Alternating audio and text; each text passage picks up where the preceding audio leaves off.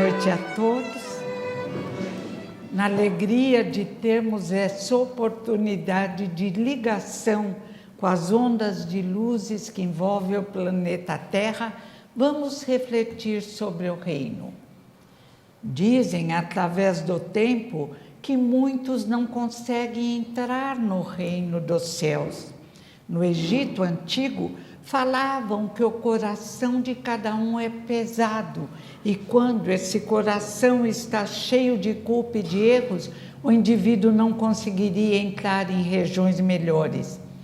Mas então, o rico conseguiria entrar no reino dos céus se ele conseguisse encomendar o passaporte através de orações especiais? Ou será que decididamente o rico não conseguiria entrar no reino dos céus? E será que Deus criou o reino dos céus apenas para o pobre? Mas qual é a riqueza, qual é a pobreza? Convencionamos que o rico seria aquele apenas rico em dinheiro, com um belo extrato bancário, mas é a riqueza maior da inteligência, a riqueza maior da bondade, a riqueza maior da capacidade de amar, nós não consideramos. Quantos existem ricos de qualidades outras que não aquelas apresentadas por problemas econômicos apenas? Não entra no reino do céu o rico orgulhoso, não entra no reino do céu o rico egoísta, mas também não entra no reino do céu o pobre orgulhoso e o pobre egoísta. E a pobreza? Que pobreza Jesus veio nos apresentar? Seria apenas a pobreza econômica? Claro que não. Jesus veio nos lembrar que podemos não ter um bom saldo bancário, mas que podemos ter um saldo maravilhoso, a riqueza interior na capacidade de amar e de servir. Que o critério não é ser rico ou pobre, bonito ou feio, inteligente ou com problemas intelectuais. O critério é amar ao próximo como a si mesmo. Lembrando que só podemos amar o próximo quando nós amamos e respeitamos. E só podemos nos amar e respeitar quando nos transformamos em figueiras produtivas, oferecendo ao mundo o fruto do nosso amor, o fruto do nosso carinho pelo próximo, a compreensão de que o critério para recebermos os outros não é a riqueza ou a pobreza, é o respeito, é a capacidade de ser útil, de ser produtivo, de já aqui encarnado no planeta Terra, elevar-se através do pensamento, projetando-se nas ondas melhores de pensamentos mais maduros que envolvem o nosso querido planeta Terra. O chamado rico na Terra pode ser infinitamente pobre no respeito ao seu corpo físico, no respeito à disciplina necessária para a nossa evolução espiritual, no respeito ao seu próximo, tão bem apresentado por Jesus de Nazaré na parábola do bom samaritano. Nessa parábola, aquele que realmente foi considerado, que foi irmão, que amou e que serviu, não tinha título algum. Pelo contrário, como o samaritano era considerado inferior. Considerado inferior porque na região de Samaria os indivíduos não se preocupavam em seguirem rigorosamente a religião judaica, porque não se preocupavam, devido a ser uma região pobre, em oferecerem grandes sacrifícios no templo. Mas Jesus apresentou o bom samaritano como aquele que compreendeu que respeitar a Deus que o maior sacrifício a Deus é, como diz o Evangelho segundo o Espiritismo, o sacrifício do nosso orgulho e do nosso egoísmo. É sentir a dor do próximo, é consolá-lo, é respeitar Deus nos respeitando, é amar ao próximo nos amando. Jesus explicou bem que ainda que aquele pobre homem não conseguisse apresentar a melhor ovelha, a melhor pomba, por dificuldades econômicas, ele possuía a riqueza do amor verdadeiro apresentado por Jesus, do amor que o conduziria a entrar no reino de Deus. Mas que reino é esse? Onde se localiza o reino de Deus? O reino de Deus, o reino, foi implantado na terra por um jovem maravilhoso, por nosso irmão mais velho, Jesus de Nazaré. O reino de Deus deve ser implantado na medida em que permitimos que as sementes maravilhosas lançadas por Jesus, que esperam a sua produção em nossos corações, consigam frutificar. Os fundamentos do reino são Deus, amor, justiça. Lembra Herculano num livro lindo que tem esse nome, O Reino.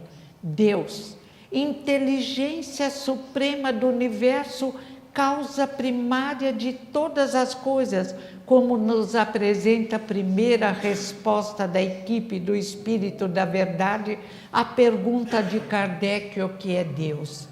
Deus, o existente, diz Herculano, que existe em cada célula do nosso corpo físico, que existe no nosso perispírito e no nosso espírito indestrutível. Pensamos, pensamento e vontade, e Deus está presente através da constituição divina, porque todos nós trazemos em nós a constituição divina, apresentada em parte por Moisés nos 10 mandamentos e apresentada esplendidamente na vivência de Jesus de Nazaré. Não roubar, não matar, não levantar falso testemunho, amar a Deus sobre todas as coisas e ao próximo como a si mesmo. E só fazer ao próximo o que desejamos que o próximo nos faça. O amor. O amor, que diz Herculano, é o clarim que desperta o ser. O amor que tantas vezes faz com que nos expressemos no desamor, no nosso amor incoerente, que na realidade é um desamor. Porque se não conseguimos nos amar e não conseguimos nos perdoar, como poderemos amar e entender o nosso próximo? Se não refletirmos sobre os ensinamentos de Jesus de Nazaré, se não lermos diariamente um trecho do Evangelho segundo o Espiritismo, mergulhando nos ensinamentos libertadores de Jesus, que nos apresenta o Consolador prometido, que desenvolve a nossa fé, a confiança nesse Deus magnífico que nos criou para a felicidade. Se não pensarmos desenvolvendo a visão espiritual, como poderemos caminhar na Terra numa expansão além do corpo físico de carne? Continuaremos a nos comportar como indivíduos apenas de carne, enxergando apenas o barro da terra e sofrendo, porque então estaremos caminhando num corredor escuro que acaba apenas no túmulo. Não, Jesus trouxe a visão gloriosa da possibilidade de implantarmos o reino de Deus em nosso coração. Devemos nos permitir, pelo menos, através do estudo e prática dos ensinamentos de Jesus e Kardec, construirmos já uma pequena expressão na periferia do reino, até que, em desenvolvendo nossa capacidade de amar, a compreensão deste Deus poderoso, que não é um velho de barbas brancas, desta luz suprema que nos ampara e nos criou para a felicidade plena, consigamos finalmente penetrar no reino, o mais belo, o mais justo, o mais fascinante reino implantado na terra por nosso irmão mais velho, Jesus de Nazaré. O reino é uma joia preciosa, é uma graça, é uma conquista realizada através das várias encarnações. E quando alguns o atingem, e alguns mesmo nessa encarnação conseguem se projetar na periferia do reino, como por exemplo Nelson Mandela. Nelson, que teve uma fase de incompreensão do reino, que julgou que a justiça seria conseguida através de violência. Nelson Mandela, que jovem, pegou armas para impor a libertação do seu povo, o seu povo negro, apenas na pele, porque somos todos irmãos e a justiça de Deus se expressa através das várias encarnações, na variedade das experiências, na possibilidade das várias experiências, uma encarnação mais inteligente, outra encarnação se desenvolvendo mais na moral, uma encarnação branco, outra amarela, outro vermelho, espíritos criados iguais, simples, ignorantes, através da ação deste Deus magnífico que nos faz criados à sua imagem e semelhança, luzes, filhos da luz caminhando para a luz. O rico, orgulhoso e egoísta, bem como o pobre, orgulhoso e egoísta, não conseguiram atravessar a porta que permitiria alegoricamente a eles entrarem no paraíso perdido da alegoria linda de Adão e Eva. O rico se apegou aos seus bens materiais e tentou passar pela porta estreita do reino carregado de pacotes. E de repente um grande pacote de bens ilusórios e destrutíveis rolou para o abismo. E o rico, em vez de largar aquilo que atrapalhava a sua entrada no reino de Deus, voltou-se na procura do pacote perdido e rolou para o abismo. Mas até o fim, até o último momento, a porta do reino permaneceu aberta. Como permanecendo aberta, permitiu a entrada de Nelson Mandela, que no início, na sua juventude, não compreendia o reino de Deus e a finalidade da existência. Não compreendia o que era justiça, achava que a violência conseguiria um povo justo e um mundo justo, até que, aproveitando aquele período de reflexão, a sua prisão, 27 anos preso, trabalhando em serviços pesados, com aquela inteligência primorosa, ele que poderia se expressar na revolta do ponto de vista econômico pobre, infinitamente pobre, mas do ponto de vista do homem integral, riquíssimo nas experiências do passado, permitiu que as experiências aflorassem e se transformou no grande Nelson Mandela, que veio ensinar o que ao seu povo? O perdão, o respeito a si mesmo e o respeito ao próximo, a capacidade de desenvolver esta luz interior que nos liberta de nós mesmos, de nossas paixões inferiores, a disciplina, porque a cada época em que o indivíduo se respeita, ele se impõe ao mundo. Quando ele é justo, considerando justiça e igualdade de oportunidades, a justiça não pode surgir na terra por um decreto. Quando tentaram atingir o reino por atalhos vários, na realidade se expressando na violência, na falta de liberdade, impedir o desenvolvimento da responsabilidade de um povo e conseguir apenas impedir o desenvolvimento espiritual, físico, intelectual desse povo.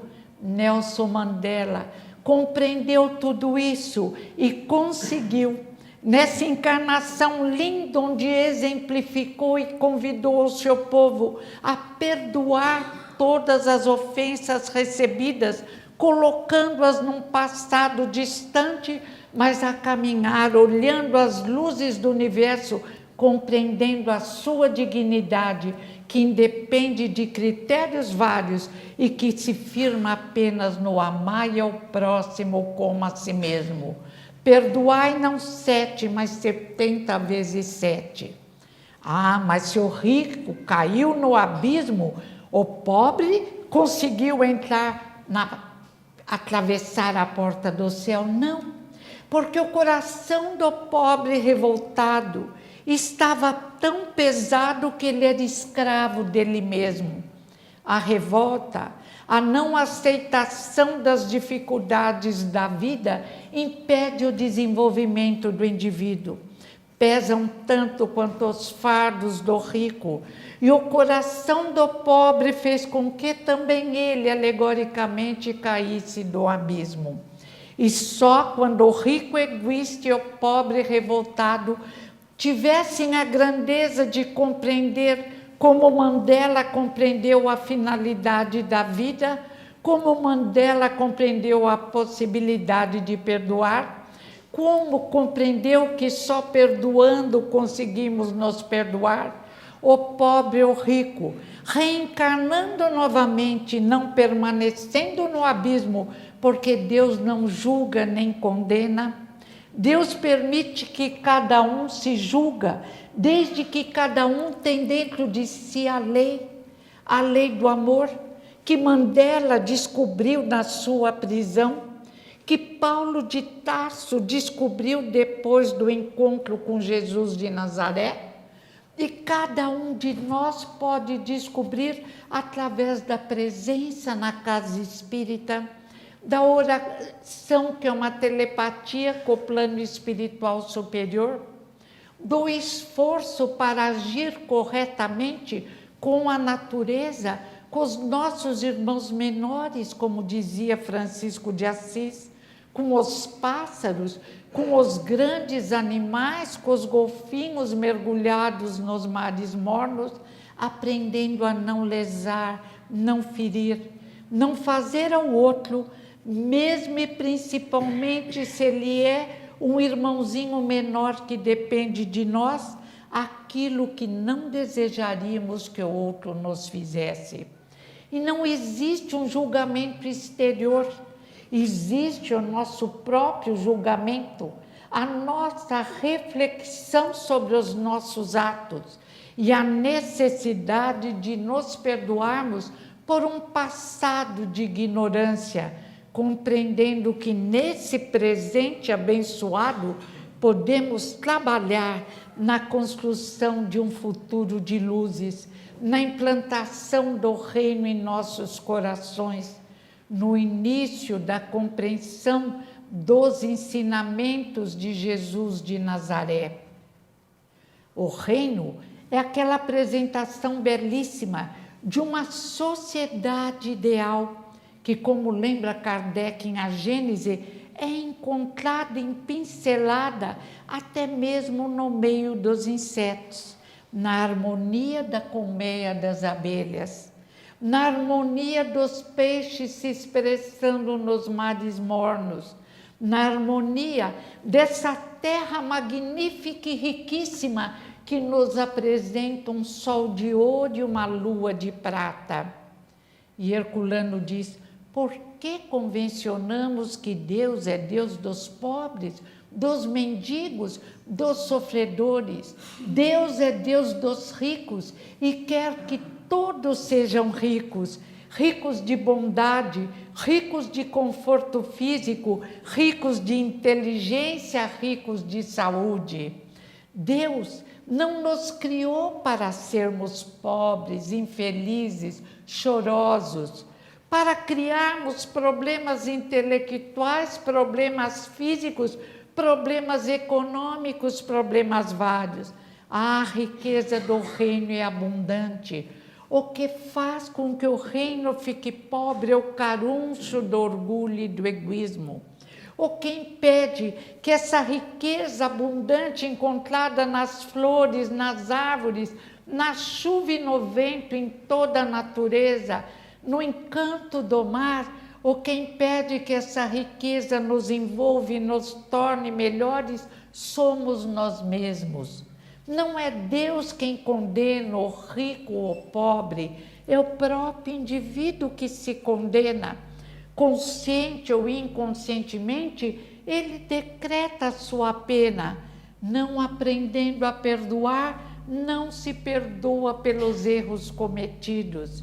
Mas quando ele amadurece, quando ele consegue se desenvolver na compreensão da finalidade da vida, como Nelson Mandela, ele pensa: eu errei, fiz tudo errado, estava num caminho errado, mas agora não se justifica eu continuar nesse caminho. Agora eu posso mudar, e posso mudar tanto que ninguém me reconhecerá. E Nelson Mandela mudou, mas Paulo de Tarso agiu da mesma forma. Paulo de Tarso, que tiranizava, que torturava, que era rígido, inflexível, incapaz de um amor maior. Paulo de Tarso, que parecia já condenado a não entrar no reino de Deus. Paulo de Tarso, quando encontrou Jesus às portas de Damasco, compreendeu os seus erros e se modificou. E transformou-se numa árvore frondosa, espalhando as sementes do cristianismo, do mesmo Cristo que antes ele perseguia. E se Mandela e Paulo de Tarso se transformaram, também nós podemos nos transformar. E se Mandela e Paulo de Tarso fizeram com que a sua luz se irradiasse por toda a terra e continuasse a nos iluminar, também nós podemos nos transformar. E esta é a finalidade do conhecimento. Não para nos dobrarmos sobre nós mesmos, chorando pelos erros cometidos. Não para permitirmos que os erros do passado continuem a nos torturar no nosso inconsciente, que permanece às vezes num turbilhão terrível, porque nos esquecemos da força da oração, porque nos esquecemos da enxertia divina, que sempre acontece quando a telepatia com aqueles que caminharam mais se faz presente, porque nos esquecemos que Deus nos ama e que ouve e nos atende em nossas necessidades, porque não é um velho de barbas brancas, porque não é um homem que fica irado, porque é uma força maior. E quando Kardec quis penetrar mais no conhecimento dessa força, os espíritos lhe falaram: não vos percais num labirinto do qual não podereis sair. Sejamos humildes, somos ainda muito pequenos e Deus é muito grande. A inteligência imensa do universo, causa primária de todas as coisas, o nosso Criador, o nosso pastor, que nos atende e vela por nós em nossas necessidades, o Pai da parábola do filho pródigo, que nos ama incondicionalmente e nos recebe sempre com braços abertos, por mais que tenhamos errado. Este Pai nos criou para a felicidade, já conseguida nesta encarnação, na implantação do reino de Deus. De chips, alegoricamente falando, de fé, de alegria, de fé nessa força maior que criou e vela por todo o universo e não existe força maior do que Deus, nosso Criador. E Jesus de Nazaré veio à Terra para despertar em nós também a nossa força interior, porque Deus nos criou à sua imagem e semelhança na capacidade de pensar, de construir um mundo melhor, de implantar o reino de Deus em nosso interior e de nos transformarmos de indivíduos inseguros, pesados, infelizes, depressivos e indivíduos vencedores, vencedores na vertical, mas também vencedores na horizontal, porque Deus cuida de todas as necessidades e supre de acordo com as necessidades de nossas experiências. Muitas vezes nós nos julgamos, em outras encarnações vaidosos, arrogantes, grandes soberanos, nobres, julgando-nos acima da massa, da plebe, exigimos para nós mesmos, nesta encarnação, dificuldades várias, lições preciosas, testes difíceis que desenvolvem a nossa visão global, a nossa capacidade de análise crítica, a nossa capacidade de entendermos o porquê de dificuldades e de facilidades. E nesta hora preciosa, em que escolhidos para exemplificarmos à Terra a compreensão dos ensinamentos de Jesus, ou em locais onde Jesus enviou seus mensageiros, Buda, Sócrates, Krishna, nós nos recusamos a realizar o exame necessário à promoção para um curso mais adiantado.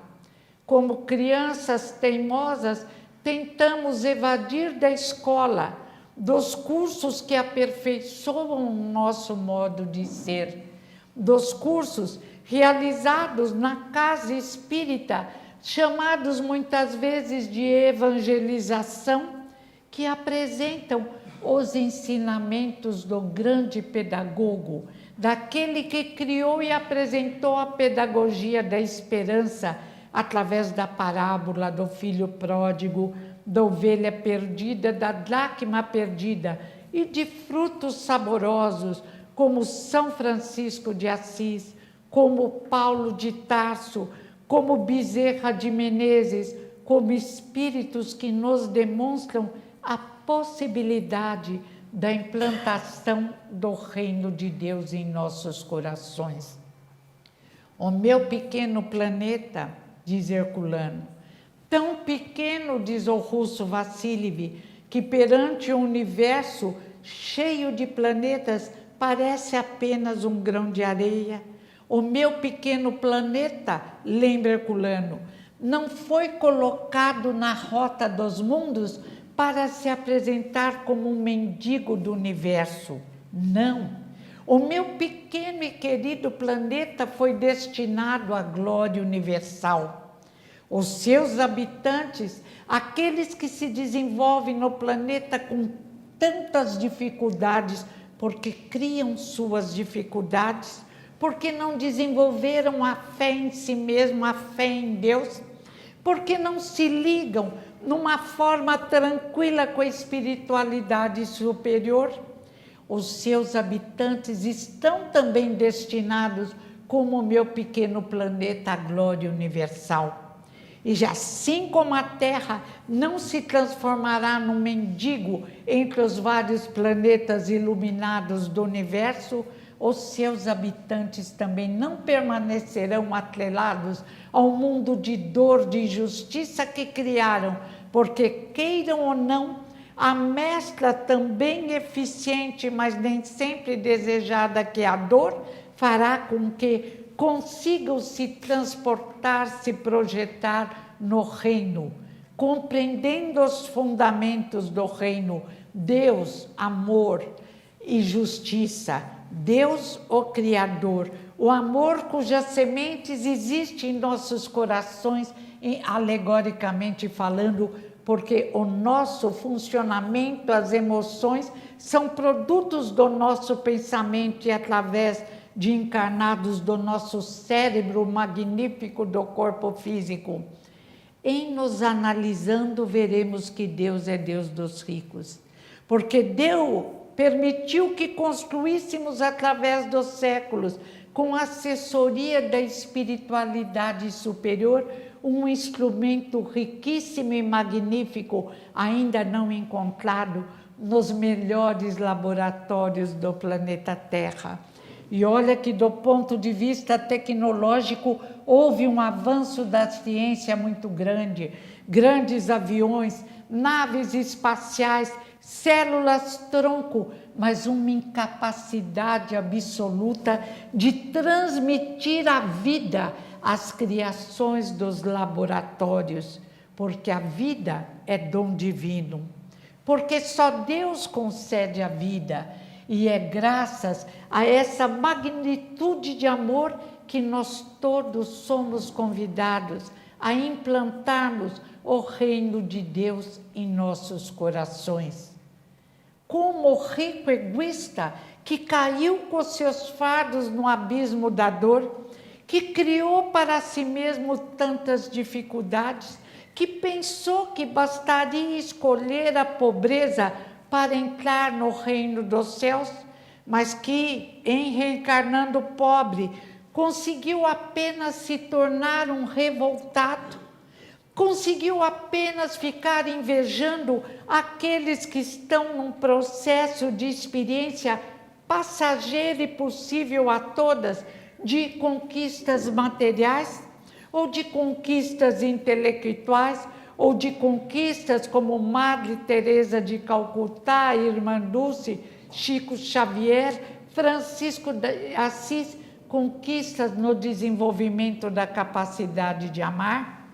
Como pode esse indivíduo que se julga espremido pelas forças da natureza, incompreendido pelas forças do amor, como pode encontrar o amor e a ligação com as luzes do universo e a possibilidade do auxílio mais concreto do plano espiritual superior, permanecendo com o coração cheio de revolta, de inveja, de ciúmes, de reclamação?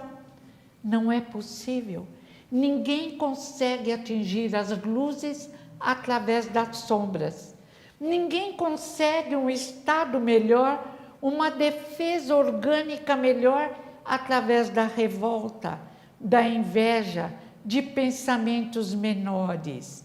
Jesus veio à Terra, uma fonte de luz, só gestos de amor, de compreensão, de bondade, de perdão incondicional para nos auxiliar a conseguirmos finalmente compreender que nosso coração não será pesado por juízes inflexíveis e rancorosos, que não seremos condenados por anjos decadentes às caldeiras do inferno, que assim como não existem as caldeiras do inferno, não existem as nuvens onde os anjos tocam harpa através dos séculos, que somos criadores do nosso próprio mundo mental e que fomos preparados para criarmos um mundo de paz, um mundo de justiça, um mundo de amor, considerando sempre justiça, igualdade de oportunidade, considerando sempre justiça, permitir a cada um o seu desenvolvimento através das experiências necessárias e de suas habilidades, respeitando facilidades e dificuldades e compreendendo, através da luz da reencarnação, que os indivíduos se desenvolvem de modo diferente, que não podemos torná-los uma massa uniforme, que pegar as riquezas impessoais do reino e dividi-las igualmente para todos causaria a miséria, que cada um tem, através do seu próprio esforço, construir o seu próprio reino interior, nunca se esquecendo, não permitindo que a catarata do orgulho e o egoísmo o impeça de enxergar a possibilidade do seu irmão caminhar mais do que ele mesmo, e que nunca consiga se perder no barro da terra, achando que o máximo de uma encarnação seria acumular um grande celeiro, um grande saldo bancário. Nécio, nessa noite virão buscar a tua alma, e que será dos bens que acumulaste? Porque mesmo Deus permite acúmulo dos bens, se eles forem distribuídos com justiça e com amor, e se eles se tornarem fontes de produtividade no auxílio à educação e ao crescimento dos menos favorecidos. Abençoados os filhos que compreendem a lei do amor. Abençoados aqueles que se dedicam num trabalho voluntário de amor às ONGs honestas.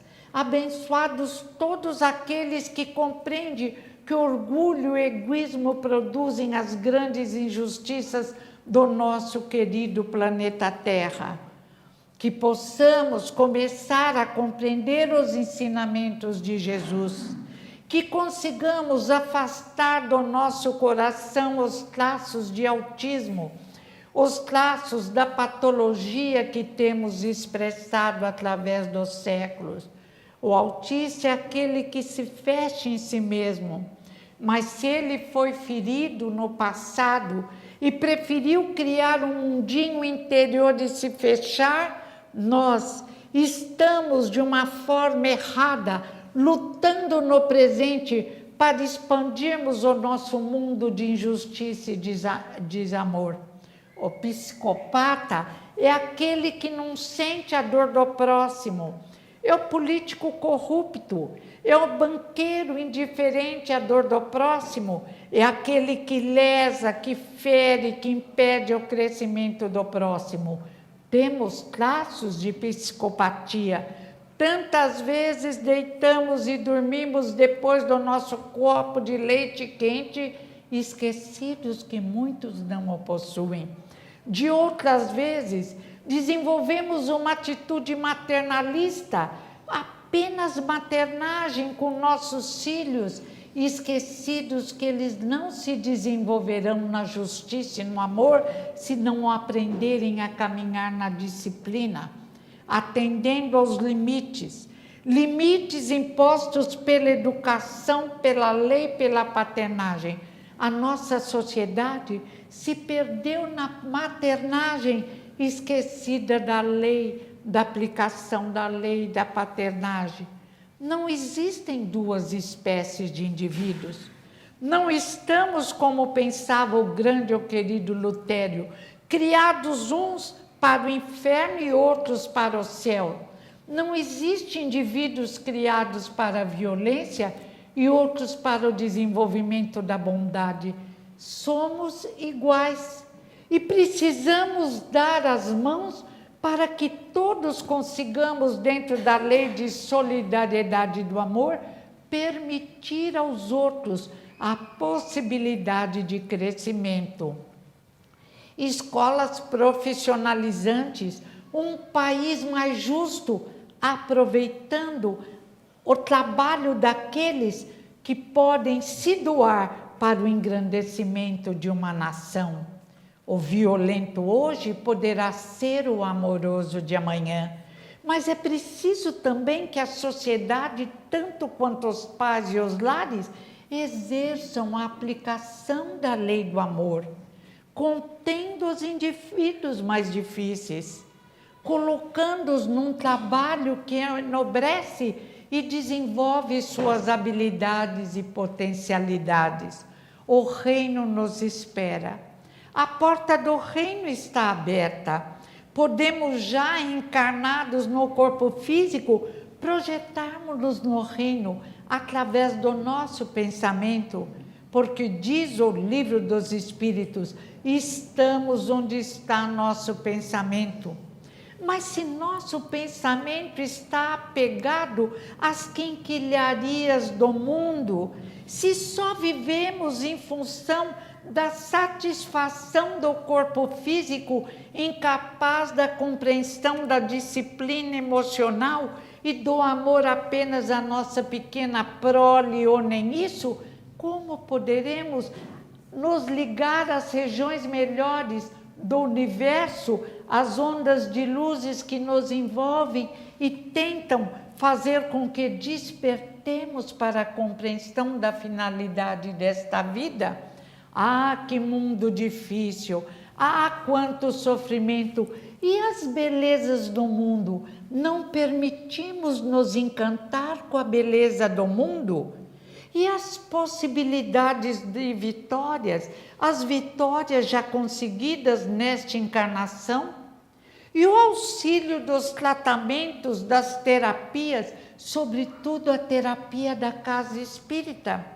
Às vezes, indivíduos existem que jamais se lembram de agradecer a Deus, que nunca foram dar um telefonema numa casa especializada, numa casa de oração. Que Deus nos atende, é claro, mesmo quando oramos dentro de nossos lares, e devemos orar, e precisamos orar sempre, porque oração é trabalho de amor, porque oração é vibração de luz, porque oração é ligação com as luzes do universo. E depois nos queixamos, julgando-nos escravos de um passado que se foi, julgando-nos incapazes de uma ação positiva no presente, julgando-nos incapazes de modificarmos as nossas condições de vida se não estão nos satisfazendo, mas tendo sempre a paciência necessária para aceitarmos as dificuldades que são como exercícios musculares que desenvolve o nosso músculo alegoricamente falando do pensar. É necessário termos a coragem nas horas difíceis, mas não aumentando as nossas dificuldades com a paralisia do medo e com a inoperância da falta de fé. A fé, a confiança que devemos ter em nós mesmos, criados à imagem e semelhança de Deus.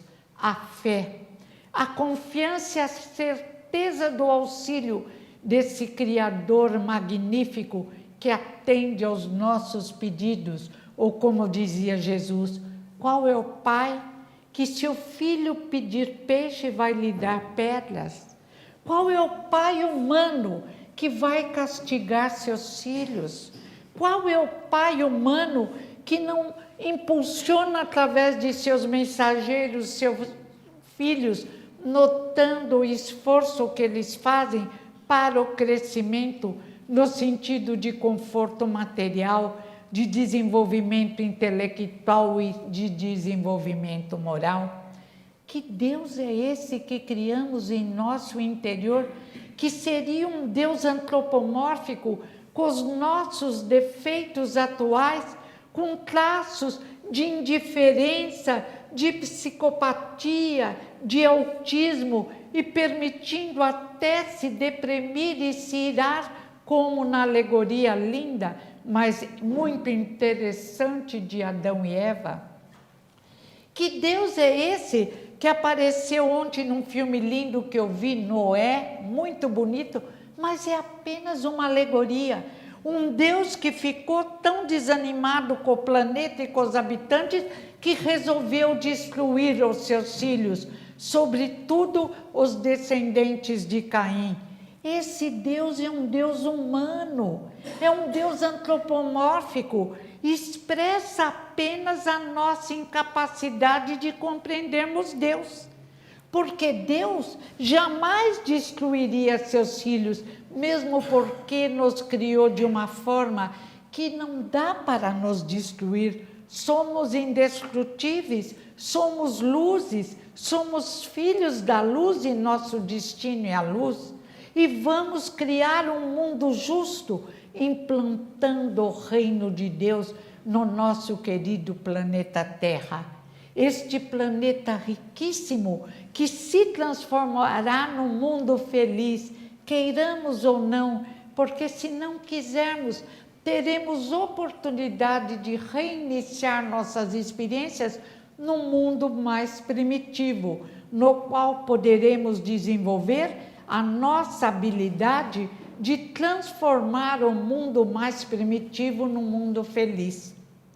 Seria interessante que já nos trabalhássemos, mesmo ouvindo os conselhos de Freud, de Jung, Freud o materialista, Jung o espiritualista, dos psicanalistas, no sentido de modificarmos o nosso tônus mental, de trabalharmos através da prece, do auxílio aos mais necessitados, de obras de amor, de carinho, de completo desinteresse pelos bens materiais, ou nossas horas de trabalho voluntário na expressão do amor.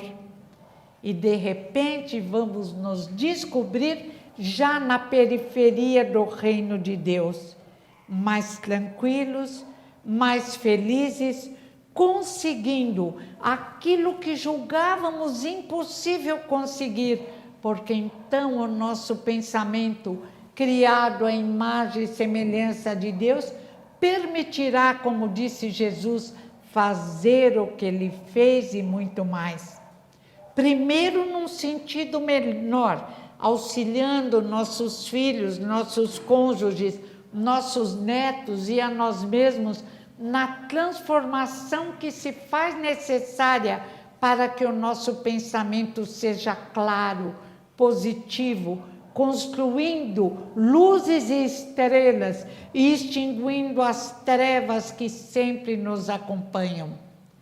A vida tem dificuldades? Tem, porque permitimos que o reino de Deus ficasse limitados a apenas alguns indivíduos. Criamos muros ao nosso redor para nos impedirmos de enxergar esse reino maravilhoso que Jesus implantou na terra.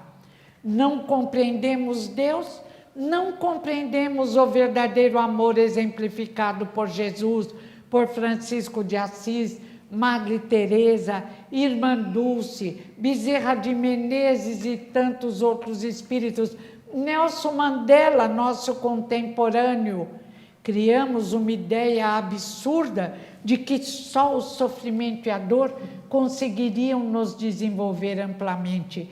E se queremos construir sofrimento, além de algumas dificuldades que poderemos vencer na ligação com o plano espiritual superior, não acusemos alguém.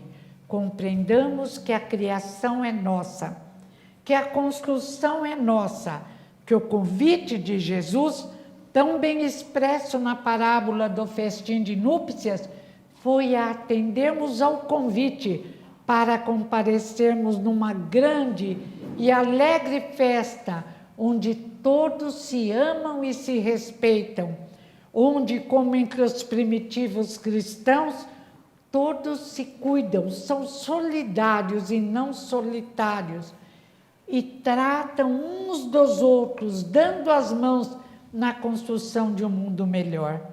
E conseguimos compreender a união do Espírito, caminhando tantas vezes os primitivos cristãos de mãos dadas para exemplificarem nos sacrifícios dos grandes circos a confiança em Deus Pai. E aí nos fixamos não no crescimento espiritual, não naqueles espíritos que saíam luminosos de um corpo de necessidade e partiam para regiões melhores. Não conseguimos compreender a mensagem de fé nas situações fáceis ou difíceis, na hora de alegria ou na hora de vencer dificuldades. O nosso pensamento iluminado nos liberta de nós mesmos, nos liberta dos medos, nos liberta dos pensamentos menores. Não, apegamos-nos ao sofrimento, aumentando na medida em que, ao mesmo tempo, nessa sociedade incoerente, conseguimos nos libertar de muitos sofrimentos, das pestes que nos assustavam e dizimavam grandes populações, por exemplo, na Idade Média, criando sofrimentos maiores, as pestes morais, a incompreensão da possibilidade de crescer, as depressões, as esquizofrenias, os autismos, criando os problemas mentais tão graves, porque nos esquecemos da vacina do amor proporcionada por Jesus de Nazaré, mas que também enviou para regiões onde ele não seria conhecido ou bem compreendido outros irmãos com a mesma vacina libertadora que aparece tão bem no Evangelho segundo o Espiritismo. E no Sermão da Montanha ele fez o grande convite, tão bem apresentado no Evangelho segundo o Espiritismo: vinde a mim, todos vós que estáis cansados e oprimidos, e eu darei descanso para as vossas almas. Não procureis algures consolo, porque não podereis encontrar. Vinde a mim, os pobres, os cansados, os desanimados, e eu vos aliviarei. E ainda traz as bem-aventuranças. Bem-aventurados os que choram, porque serão consolados. Bem-aventurados os puros, porque verão a Deus. Jesus de Nazaré veio implantar e conseguiu. Veio implantar um reino de amor, um reino de justiça e paz. E cabe a cada um de nós, construindo nosso reino interior, participarmos do grande evento tão bem apresentado na parábola do festim de núpcias, porque o convite agora é novamente refeito, sempre feito através dos séculos. Basta aceitarmos o convite. E como a vida de Nelson Mandela se modificou, ele tão perto de nós, com defeitos e qualidades, quando jovem, que faziam com que fosse bem nosso irmão, de repente quebrou a casca do orgulho, do egoísmo, da incompreensão e nos convida também a nos transformarmos em novos indivíduos.